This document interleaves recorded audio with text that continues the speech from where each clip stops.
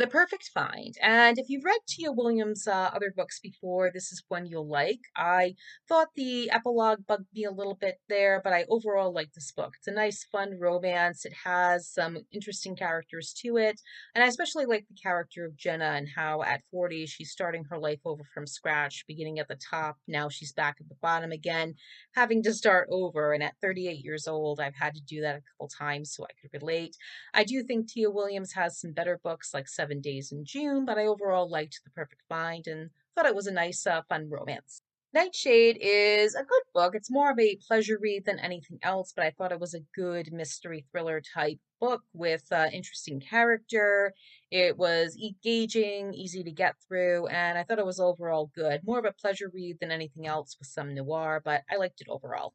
Star Society was an interesting one. I thought the pacing wasn't the best, so there was some struggles that I had to get through, but I overall liked it. I enjoyed the sisters in the book. I liked the idea of Hollywood mixed with 1940s war as well as the Dutch resistance. So I thought this was an interesting read. It was more of a pleasure read than anything else to really enjoy and get yourself engaged in with some interesting facts and twists and turns, but it's not something that I think is very well paced, but overall is okay. First time I saw him. This is a sequel to Laura Dave's book, The Last Thing He Told Me. And I actually thought this was a book that didn't really need a sequel to it because I felt that it ended perfectly in the way it needed to, with a little open ended that we didn't need to completely explore, just in my opinion.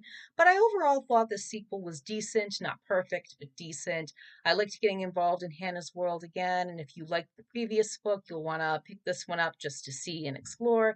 But overall, it's a decent sequel, but nothing that I think was really needed. Room 706. And this is a book I overall liked. I thought it was a nice, engaging suspense thriller.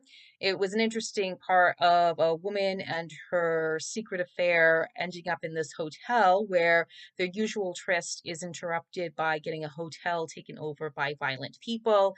And now they're trapped inside. So she has to go through some exploration with herself and her choices that she's made. So I overall thought it was good and a nice explored theme of womanhood and motherhood and marriage and such.